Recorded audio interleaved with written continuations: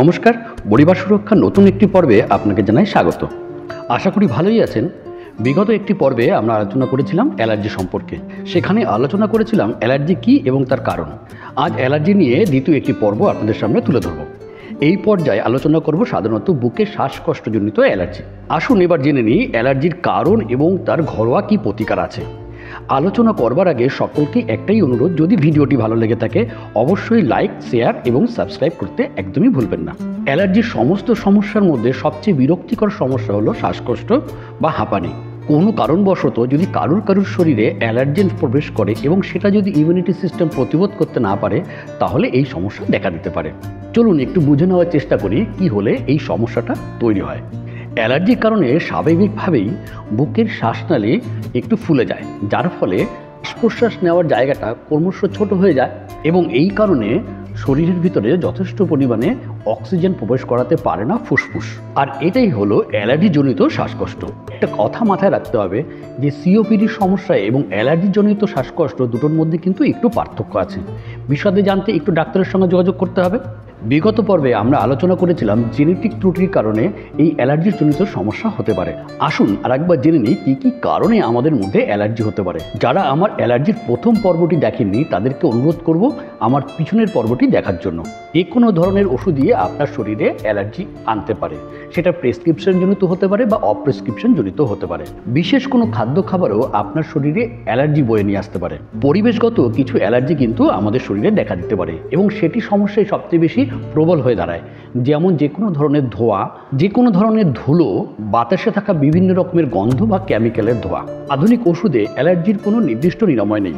এর কারণ হলো তারা বেশিরভাগই স্টেরয়েডের মতো ইমিউনোসপ্রেসেন্টের উপর নির্ভর করে, যার দীর্ঘমেয়াদী ব্যবহারে জটিল থেকে জটিলতর সমস্যা তৈরি হতে পারে। বারবার অ্যালার্জিতে আক্রান্ত ব্যক্তিদের জন্য ঘরোয়া কিছু প্রতিকার আপনি চিন্তা ভাবনা করতে পারেন, যা আপনার শরীরে অতিরিক্ত সংবেদনশীল ইমিউনিটি সিস্টেমকে একটু সংশোধন করবে। তাহলে এবার জেনে নিই অ্যালার্জির জন্য ঘরোয়া কী কী প্রতিকার আছে। হলুদ অ্যালার্জির জন্য খুবই উপকারী একটি উপাদান। হলুদে উপস্থিত কারাকিউমিন একটি যৌগ যা অ্যালার্জির প্রদাহ বিরোধী প্রভাবের জন্য পরিচিত। যে কোনো ধরনের লেবুতে উপস্থিত ভিটামিন সি অ্যালার্জির জন্য একটি দুর্দান্ত প্রাকৃতিক এবং ঘরোয়া প্রতিকার। এতে উপস্থিত অ্যান্টিঅক্সিডেন্ট যা প্রতিরোধ ব্যবস্থাকে সমর্থন করতে সহযোগিতা করে।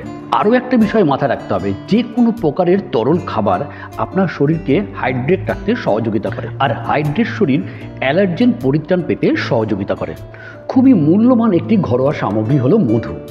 মধু অ্যালার্জির উপসর্গ কমাতে সহযোগিতা করে।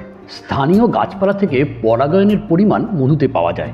নিয়মিত মধু ব্যবহার করলে আপনার শরীর নির্দিষ্ট অ্যালার্জির প্রতি কম সংবেদনশীল হয়ে উঠতে পারে। ঘরোয়া অ্যালার্জির প্রতিকার হিসাবে মধু যতই গুরুত্বপূর্ণ হোক না কেন, এটা মাথায় রাখতে হবে যে প্রতিকারটি সবার জন্য কিন্তু কাজ নাও করতে পারে। শ্বাসকষ্টজনিত অ্যালার্জি হলে আপনি একটু গরম স্টিম নিতে পারেন। একটি এয়ার কন্ডিশন ঘর অ্যালার্জির জন্য একটি ঘরোয়া প্রতিকার হতে পারে।